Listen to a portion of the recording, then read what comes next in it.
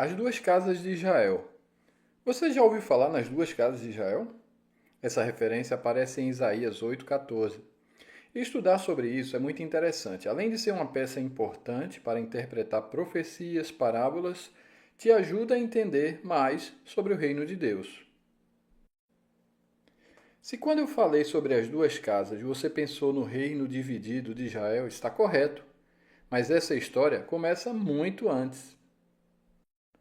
Vamos começar pelo Éden, onde Deus abençoa e profetiza sobre Adão para que ele fosse fértil, frutífero e se multiplicasse, enchendo assim toda a terra. Essa bênção é tão especial que é mantida da mesma forma posteriormente sobre Noé, sobre Abraão, sobre Isaque e sobre Jacó. Isso revela o quanto que Deus, que não muda, é fiel e mantém seu plano eterno.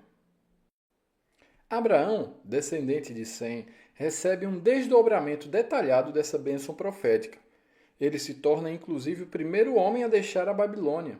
Quando Deus fez uma aliança com ele, prometeu que todas as famílias da terra seriam abençoadas nele, que o multiplicaria grandissimamente, que ele seria pai de nações, que o faria extremamente fértil, fazendo com que nações e reis saíssem de sua casa, que ia multiplicar em multiplicação seus descendentes, ao ponto de serem incontáveis como as estrelas no céu e como a areia no mar. Assim, todas as nações da terra seriam abençoadas através dele. E Abraão creu, e por sua fé foi considerado justo. Deus prometeu dar a ele a terra das peregrinações dele, mostrando que desde sempre Deus não queria que Israel, que antes se chamava Jacó, se tornasse apenas uma grande nação, mas sim uma multidão de nações. Isaac foi o filho da promessa de Abraão, embora Ismael também tivesse recebido dessa bênção. Ele se casou com Rebeca e, por milagre de Deus, ela engravidou de gêmeos. O Senhor falou a ela que haviam duas nações no ventre dela. Nascem assim Esaú e Jacó. Aqui começamos a entender que a bênção da primogenitura pode ser desprezada por uns ou desejada por outros.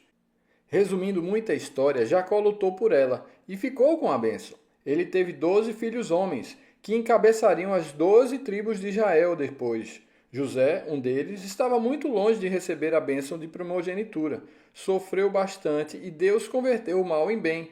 Finalmente, antes da partida de Jacó, ele eleva José ao status de patriarca e não só adota seus 2 netos como filhos, como também lança sobre eles a bênção da primogenitura. Porém, algo muito curioso acontece na hora de dar a bênção. Jacó inverte as mãos e coloca a mão direita, de autoridade, sobre Efraim, dando a ele a bênção da primogenitura, que tradicionalmente seria de Manassés, pois era o mais velho.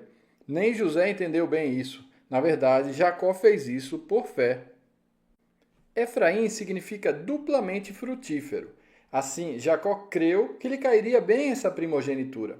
Efraim se tornaria uma multidão de nações, como um ramo frutífero junto às águas, que dá fruto o ano todo, além de se estender afora dos muros. Manassés também se tornaria um povo grande, mas Efraim seria maior e se tornaria muitos povos. Ele ia se multiplicar como peixes sobre a terra.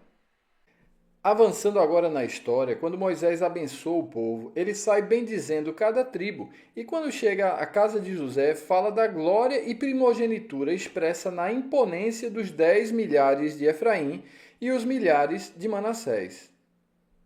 Voltando aos filhos de Jacó, Ruben, o mais velho, deitou-se com Bila, concubina do seu pai, e não recebeu a primogenitura. Simeão e Levi massacraram todos os homens da cidade onde tinham tomado sua irmã Diná, e também não receberam a primogenitura. Judá vendeu a José e também não recebeu a primogenitura.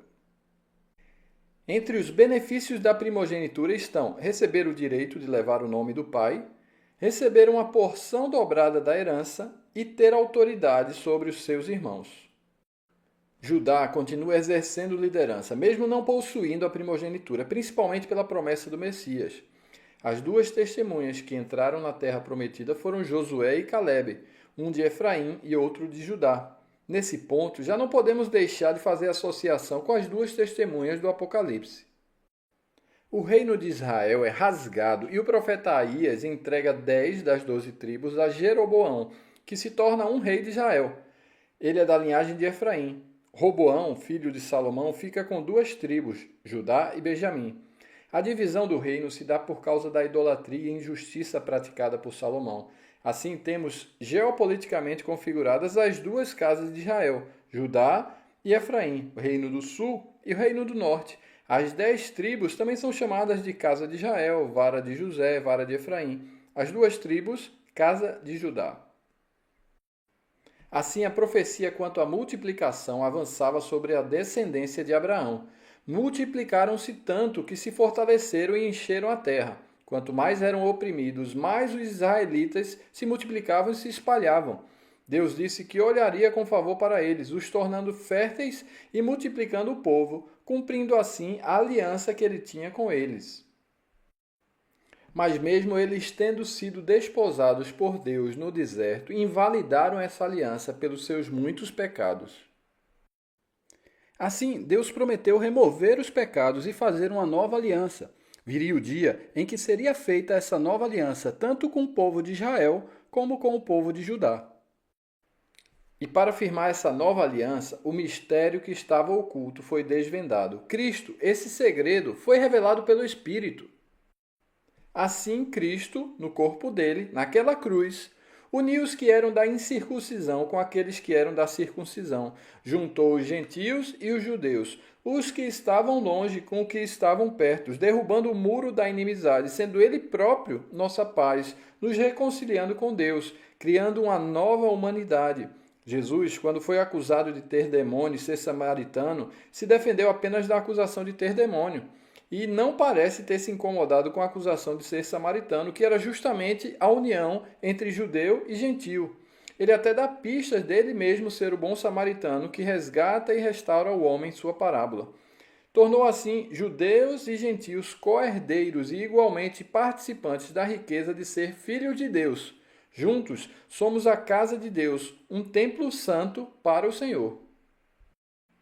Deus mostrou através do profeta Oséias como a idolatria e a injustiça se assemelhavam à prostituição, ao instruir-lhe a casar com a prostituta.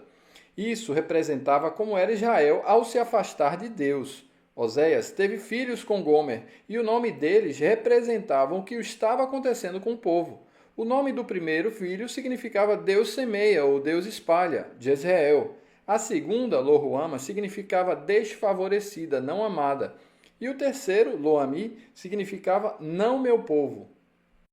Na primeira carta de Pedro, vemos exatamente a restauração e reconciliação com Deus, pois seu novo povo, a Igreja Santa do Senhor, que antes não era povo, Loami, agora é povo de Deus, que antes não tinha alcançado a misericórdia, era desfavorecida, Loruama, agora alcançou misericórdia, que eram como ovelhas desgarradas e espalhadas, Jezreel, mas agora são juntas e guiadas pelo pastor e guardião de suas almas. Aleluia! Paulo também recebe essa revelação ao citar os romanos. Chamarei meu povo aqueles que não eram meu povo, e amarei aqueles que antes eu não amava. Onde lhes foi dito, vocês não são meu povo, eles serão chamados filhos do Deus vivo. Os que outrora foram espalhados entre os povos e nações, depois foram unidos novamente. Assim, a circuncisão hoje é feita no coração e a filiação hoje é pela fé. Alguns do povo de Israel tiveram o coração endurecido até que o tempo dos gentios se complete, e assim todo Israel será salvo. Isso é realmente profundo. Quem poderia ter concebido isso? É impossível entendermos as decisões e os caminhos de Deus. Por isso, quando Jesus está prestes a subir, ele dá uma ordem: vão pescar homens pelas nações. Lembram-se que uma das bênçãos de Efraim era de empeixar a terra, de se multiplicar na terra como peixes. Quando Jesus manda pescar homens de todas as nações, poderia ser: traz Efraim de volta, e qualquer um que você pescar e crer pela fé tem o poder de ser feito filho de Deus, pois Jesus veio buscar e salvar o perdido. E se somos seus discípulos, essa também é a nossa missão. Lucas registra uma série de parábolas de Jesus sobre esse tema de justamente encontrar perdidos. Primeiro ele fala da ovelha perdida fora de casa. Depois ele fala da moeda perdida dentro de casa. Depois ele fala sobre os 2 filhos perdidos, o mais novo fora de casa e o mais velho dentro de casa. Embora as parábolas possam ter também uma aplicação moral pessoal, elas inclusive revelam os segredos do reino de Deus. Com tudo isso que vimos, podemos agora ter outra visão quanto ao que Jesus falou sobre o rico e Lázaro. Jesus fala que o homem rico se vestia de púrpura e linho fino, uma imagem que pode ser associada a reis e sacerdotes, respectivamente. Ele estava dentro da porta e era filho de Abraão. Outra coisa interessante é que ele disse que tinha 5 irmãos. Será que eram Rubens, Simeão, Levi, Issacar e Zebulun? Irmão de Judá da mesma mãe? Jesus fala também que seus irmãos já tinham sido avisados por Moisés e pelos profetas e que não creriam nem que alguém ressuscitasse dos mortos. Há muitas pistas que nos podem fazer associar o rico à casa de Judá. Agora fica fácil a associação de Lázaro, pois ele era mendigo, queria comer das migalhas do rico, junto aos cachorros, tal qual a mulher Ciro-fenícia. Estava fora da porta e não tinha nada. Efraim? Samaritanos? O povo gentil? Até aqui vemos como Cristo está unindo em um só corpo suas 2 casas. Zacarias fala de 2 oliveiras como sendo os 2 ungidos que estão diante do Senhor. E finalmente chegamos às revelações do livro de Apocalipse, que também fala de 2 testemunhas, 2 oliveiras, 2 candelabros que estão diante de Deus, brilhando, iluminando a terra, pois têm suas lâmpadas acesas. João viu, afim, uma grande e incontável multidão, de todas as nações, tribos, povos e línguas, de pé, diante do trono e do Cordeiro, como desde o princípio foi a vontade de Deus.